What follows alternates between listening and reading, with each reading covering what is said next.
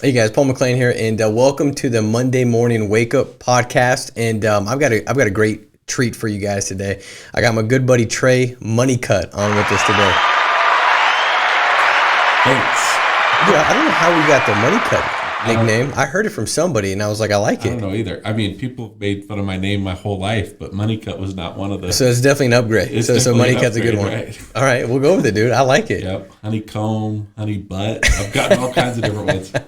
Well, Honeycutt definitely trumps all those, man. And I'll tell you what, when you look at the size of your group and the volume you guys are doing, no doubt that Honeycutt is probably more applicable today than what the other nicknames were back in the day. That's true. And Better. I'll tell you guys this much, man. I thought about the Monday Morning Wake Up podcast and kind of what it embodies, It embodies thought process, belief system, attitude, really kind of taking dominion over your thought process, how to perceive and see things the right way.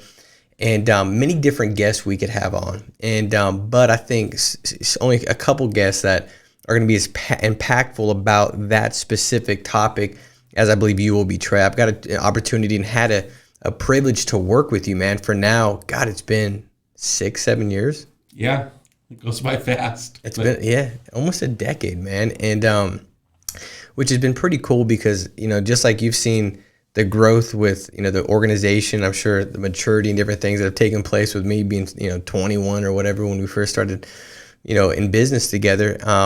But I've seen you grow so much as a business owner, self-belief, the way you hold yourself, confidence. And I just think that there's always a process to be had. I know you're a man of faith. I am. I'm not going to preach to anybody. But I think that the enemy has a very clear agenda, to kill, steal, destroy. And he does it through distortion, lies, discouragement, and different things like that. And I think that in being a self-employed business owner, for a lot of you guys on here, that's what you are. It's easy to be kind of just captive. It's easy to be held captive to fear, disbelief, self-esteem, identity. Can I do this? Maybe I can't do it. Maybe I'm not good enough.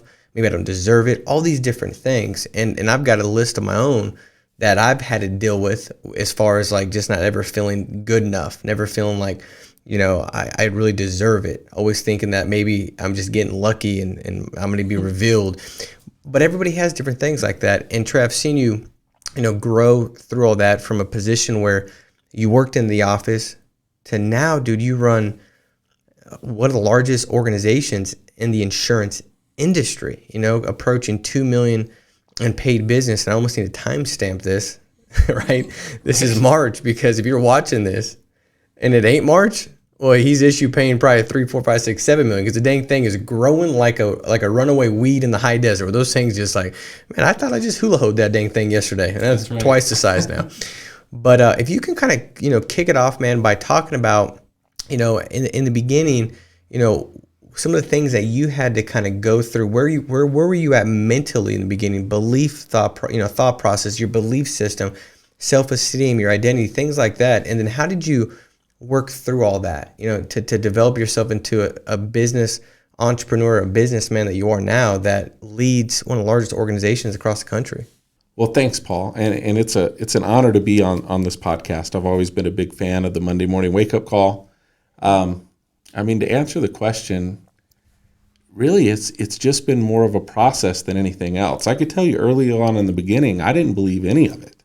I didn't think that anybody was selling anything more than a few policies that actually stayed on the books. I thought everybody got chargebacks like crazy. I thought so-and-so was getting the good leads, and they were keeping all the good leads for the top guys, and everybody else was getting the non-good leads. And I just had a lot of mistrust in the beginning. I had a certain degree of belief that I could figure anything out given enough time. But I had a lot of growth to do early on. And it's weird to look back on it because it's just been a process of learning to trust you guys. That was a big part of it. Learning to trust FFL, learning to believe that, I could actually get somewhere with this, that this actually could support my family, that my past didn't equal my future. That was a big part of it, that I had to continually tell myself that. I think one of the best things that ever happened for me was before I got started with this, I was bankrupt and I'd lost like everything from a series of bad decisions, like literally bankrupt. And my wife didn't leave me. Our relationship was still strong. I figured out who my friends were and who they weren't. And I got about as low as you could go, and I was still okay. So when I got here, it really couldn't get any worse. And so I just gave myself a lot of grace and room and time. And I planted my flag, and I literally just said, hey, I don't really have a lot of other options. Like, there isn't a lot of other stuff I can do. If these guys are making money selling insurance, by golly, I can figure out a way to make money to sell insurance, you know? And that's where it started. And then the thing I see a lot of people do is they get to a point where they think they got it all figured out. Like I just kept telling myself, listen, Paul and Andrew, and they're never going to be my peers. I'm never going to have it all figured out.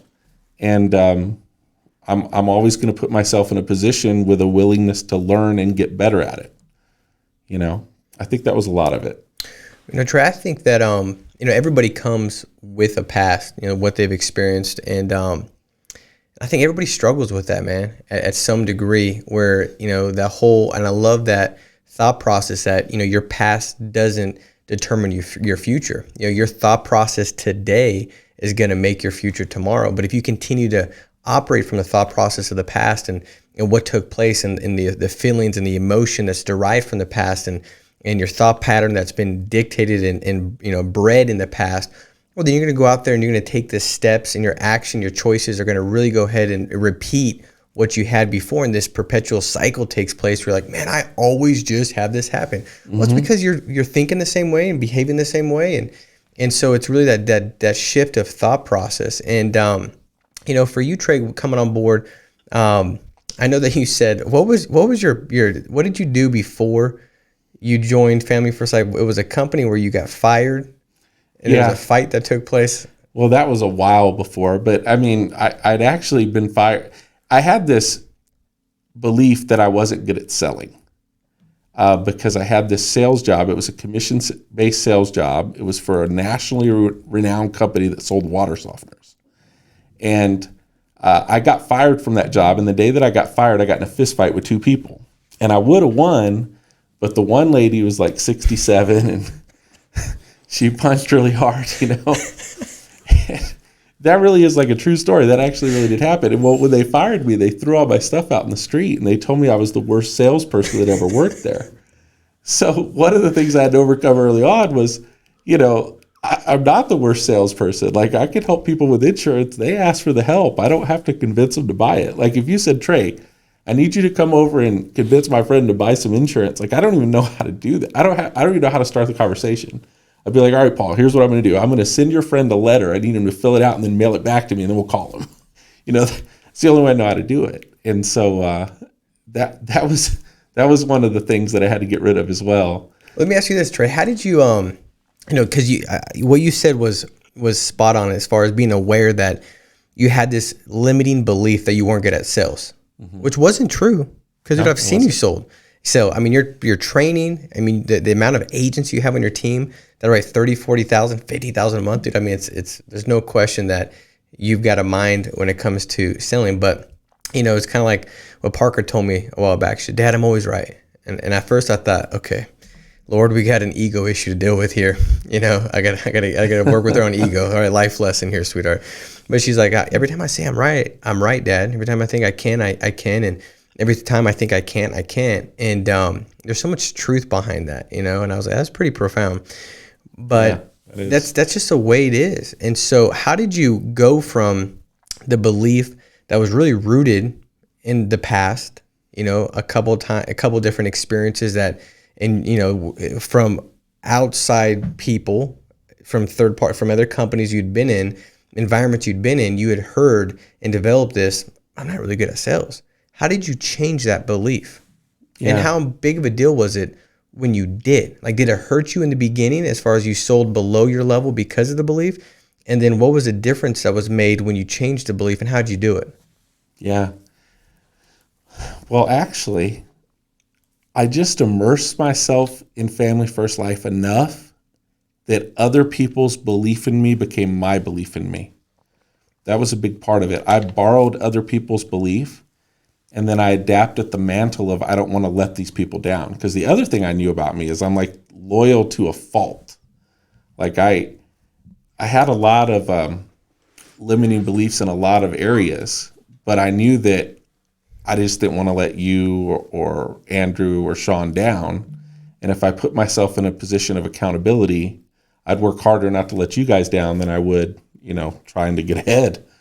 And so I just used that to my advantage. I just kind of set up a game that I could win. And I remember the first time I met Sean, because I'd been selling, and my name was on the leaderboard a lot, and he goes, "Oh, you're that guy. Oh, you sell a lot."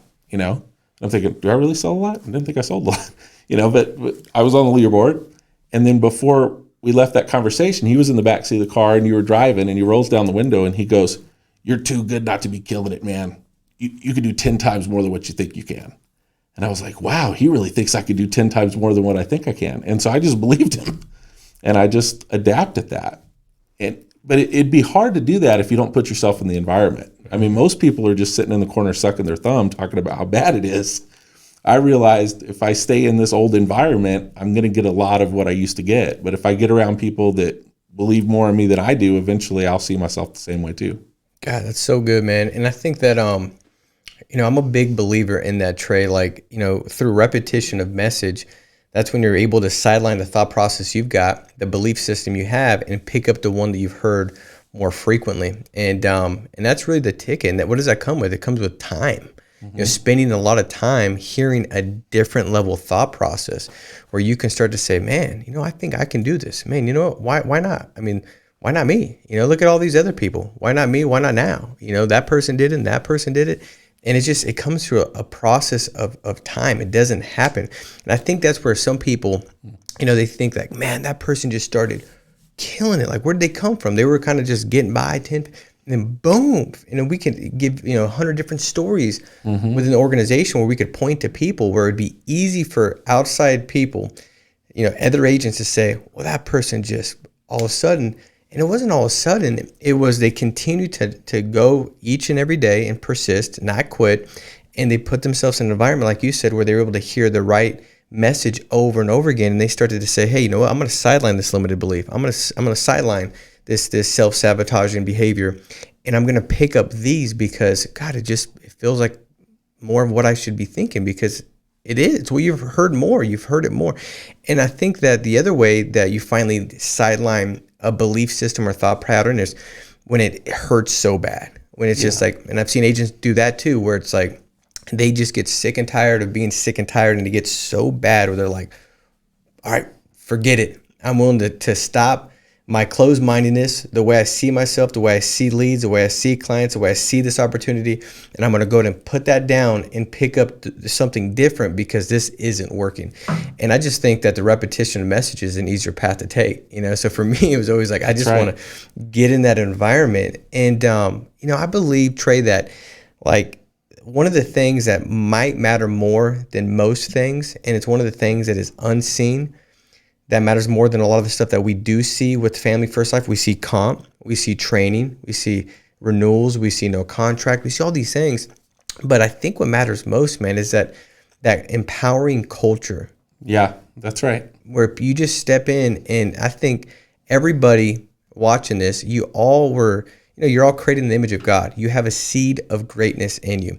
The difference is when you walk into an environment, does it put that seed in a dark spot where there's no sunlight and no possible fertile ground for it to take root in? Or when you walk into an environment, is it like getting miracle grown thrown at your face with a bunch of water, and you're able to really uproot and have that seed grow into something? And I think that every time you walk into a meeting with Family First Life, I don't know how you don't feel that way. Sean's created this environment where it's like, if you think you're special, you're not, and you're going to feel out of sorts because the DNA of the company, the body of Family First Life, has got this immune system that rejects that kind of virus of I'm special, or hey, not everybody can do it, but I can. Let me tell you how good I am. Right. All these different things, the whole accountability, have some respect for yourself. You don't have cancer. All these things, that's the DNA of the company that's now permeated throughout all these different groups, which is why we're in this position where I just think we're built to last.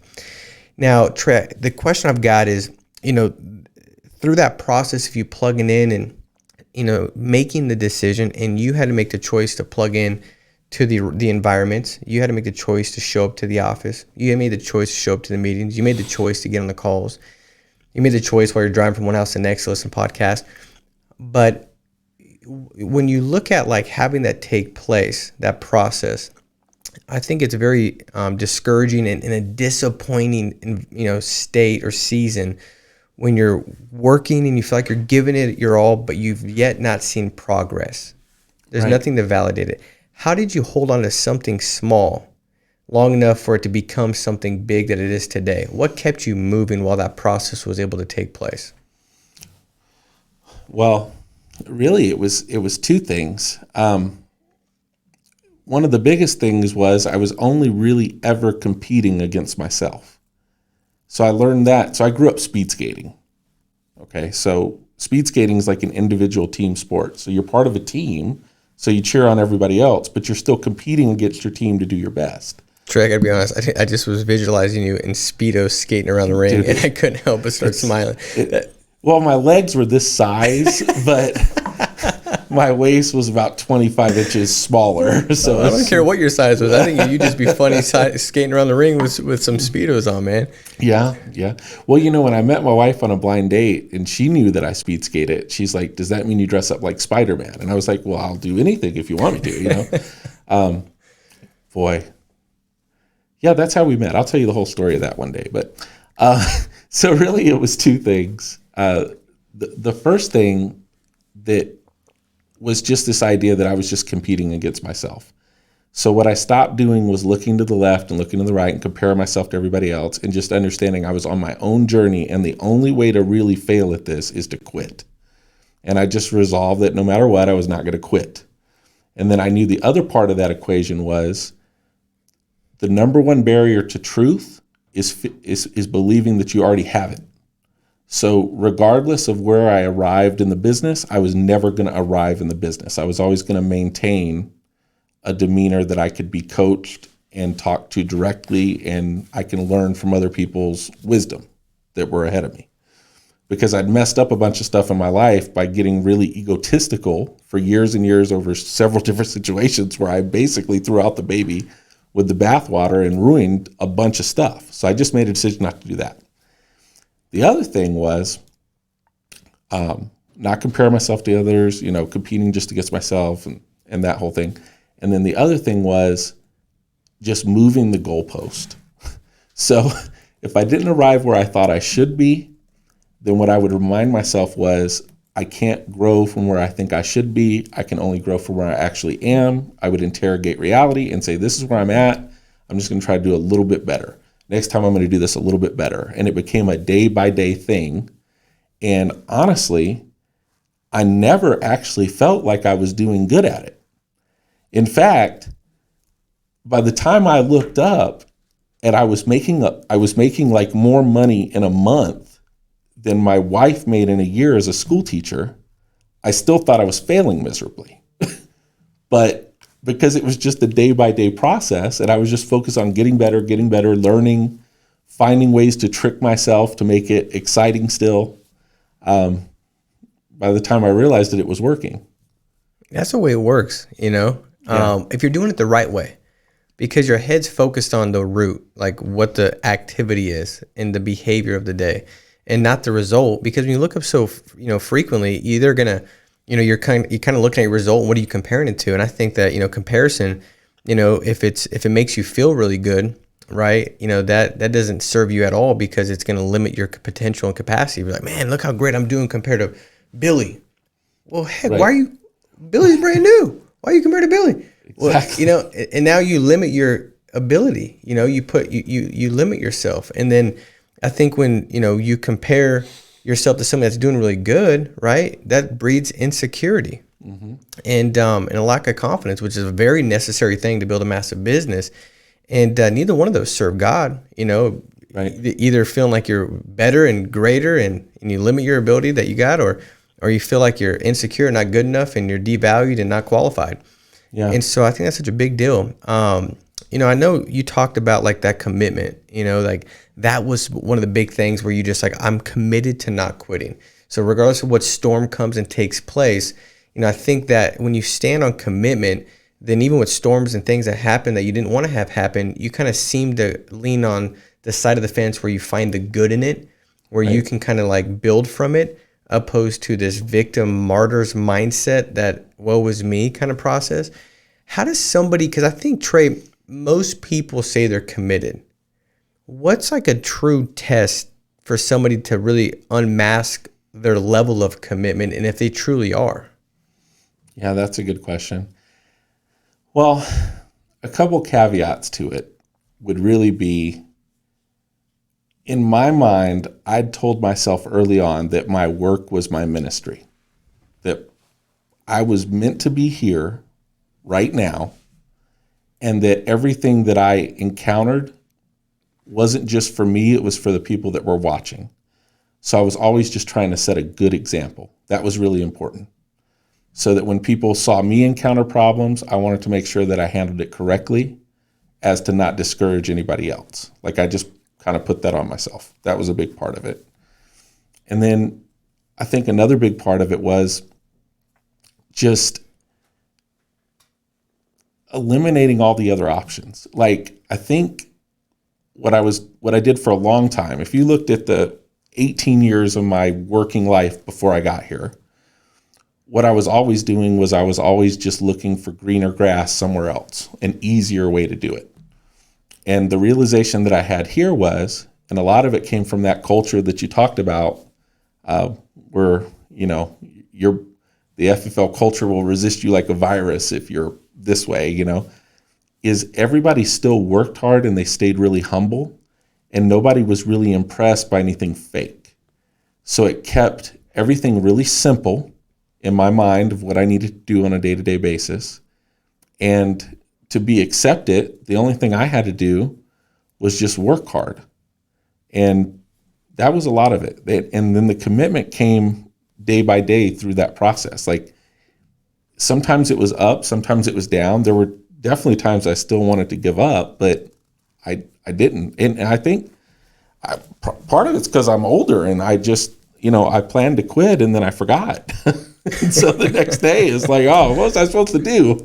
Oh, crap, I was supposed to quit. Well, I just helped Mary with the policy. I'm back on top, And that was just a lot of it. I don't know if that makes sense or not. It makes great sense. And now there's two things that you've now said. You said you didn't want to let, the people that you're working with, like myself, Andrew, Sean, you didn't want to let us down, which you never could.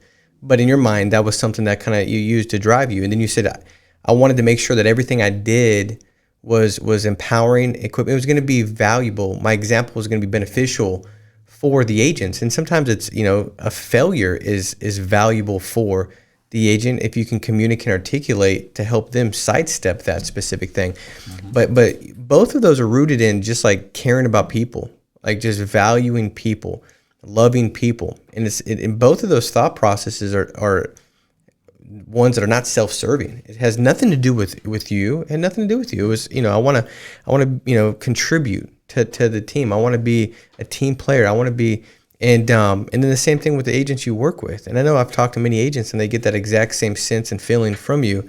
And I just think that that's where, not to be cliche or not to be corny, but, love's at the center of that. The top producers, it's not about them, it's about the clients.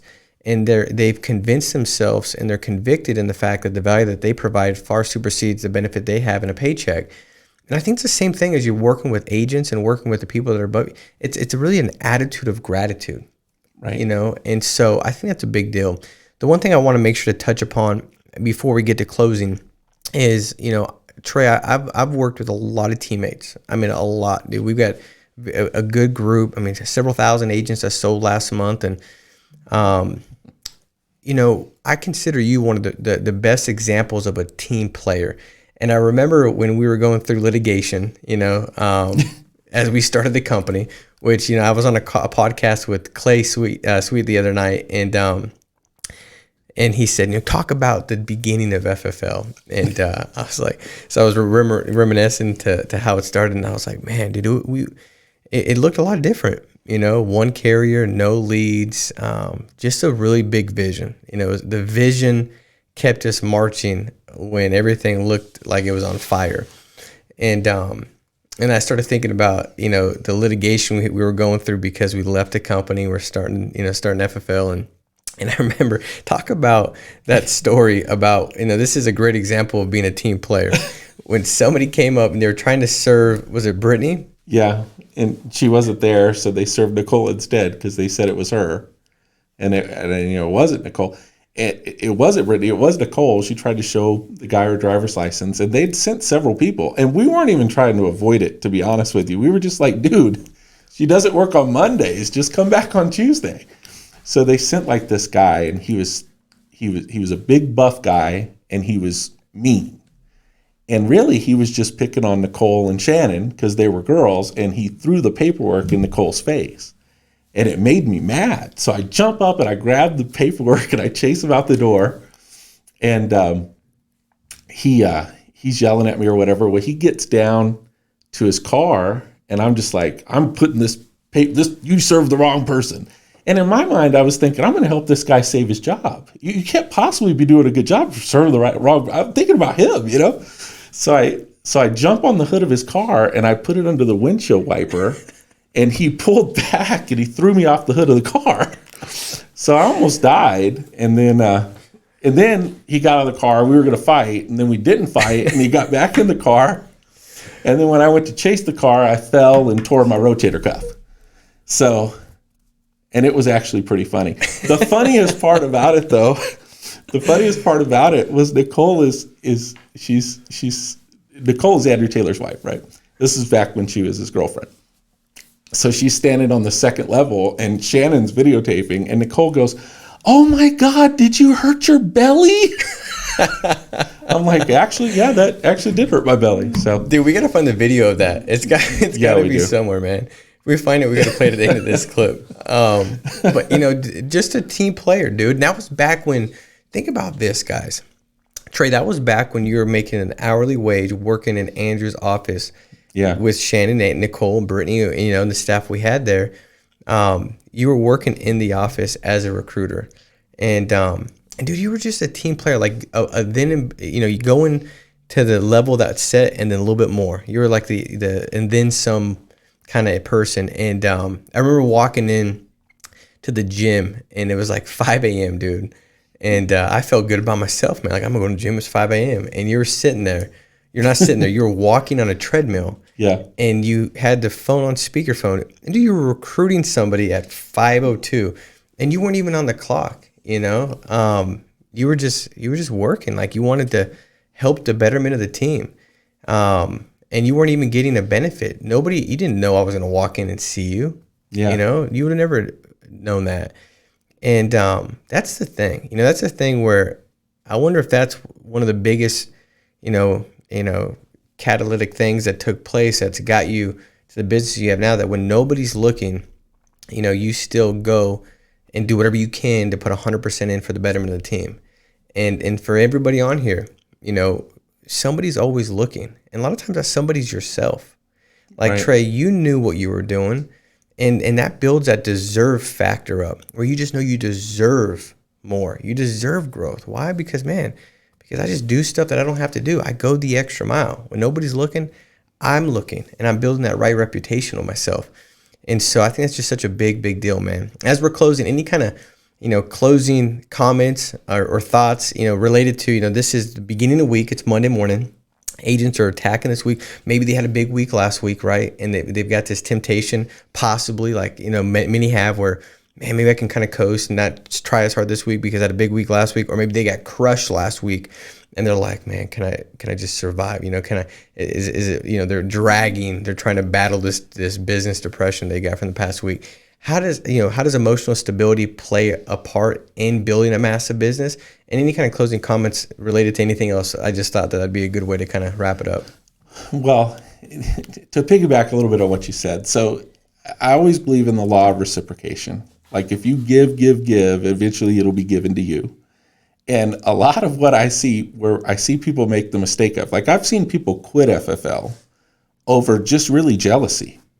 because they're getting stomped on the leaderboard, or somebody's growing faster than them and they're comparing themselves or whatever it is, or they're telling themselves this story of, well, that person doesn't deserve it and I do. And it's a bunch of stuff mentally that will cause people to give up, when if they really just look at their situation, they're doing better than they could ever do anywhere else, but they get emotionally messed up over stupidity.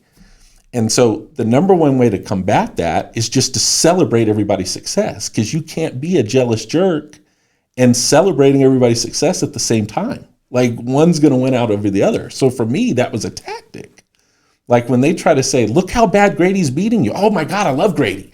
He is my best friend. He is awesome. I am so excited for Grady. And I told myself that enough times that I could stay excited for Grady when Grady was winning.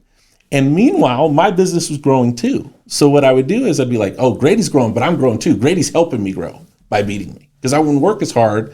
And I just would tell myself that type of story rather than just be like, oh, well, Grady is this and I'm not, or whatever. You could come up with not just Grady. There's been many other examples, like Dave Witchert. I'm doing this with Dave Witchert right now. He's about to beat me, he thinks, but I'm ultimately going to win. So like we have this competition where at the end of the month, whoever's ahead sends the other person the John Travolta meme that says staying alive. It's where John Travolta's disco dancing and staying alive, staying alive. Well, my whole goal in life is just to send that to Dave Witchert at the end of the month. Well, regardless, we both grew by $300,000 worth of volume last month. Wow. So in the end, what does it really matter? Rather than coming up with a bunch of reasons to be mad at somebody over some story you tell yourself, And I know that sounds silly, but I've actually seen people quit the business over stuff like that. What I would do every single week, going back to the Monday morning thing, my goal for my very first week was to beat Mark Mead on the leaderboard. Now, do you know how many times I ever beat Mark Mead on the leaderboard? I would say it's about as many times as I have, which is zero. Zero. Yeah. Zero. I never did that one time. But what would happen is like, it would be, so the week goes Thursday to Wednesday, right? So then like Thursday at midnight, I'd be like, me and Mark Mead are even this week. I got a chance. And then I'd work my butt off and he'd still crush me. And then next week, Thursday at midnight, me and Mark Mead are even. So at the beginning of the week, you're just even with everybody else. You got just as good a chance as you did last week, and you got another. It's like Groundhog Day. So that was a lot of what I would do. I just play these little mental games with myself to keep myself going. And meanwhile, I'm making more money than I ever could do anything else. Like the most money I ever made before was like $33,000 in a year or something. I had 1 year at the place I went after I got fired from one place where I made over 100. But then I did something stupid and got fired from there too. So outside of all of that, as bad as it ever was, this is still way better than anything else I could ever do. And so those are some of the tricks I would use to remind myself of that. Well, I'll tell you what, man, I just got a new idea that popped into my head that we're going to do a sequel. So we're going to have you on again, Trey.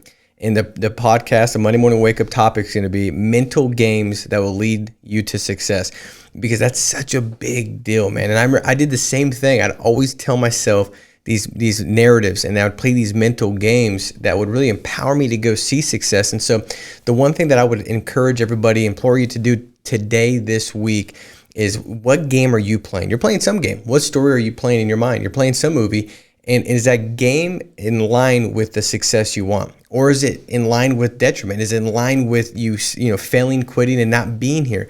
Because a lot of times, where you end is dependent on the game that you began today in your mind. And so, guys, go out there, attack it. I appreciate you. One thing I tell you as we wrap up is make sure to share this. If this served you well, then share it. I think most people have this, inherent, just feeling of, I want to make a difference. I want to give back. And sometimes it's just sharing podcasts. I can't tell you times how many I've shared different podcasts with somebody and say, man, that made such a big difference. And maybe I didn't have the direct, difference that I made, but because I shared that with them, it helped them tremendously. And maybe that's what you could do this week. And so share the video, like it, subscribe. And I hope this serves you well. Guys, go out there, make it a massive week. Be strong, stay steadfast, and we'll talk to you soon. Take care. Bye-bye.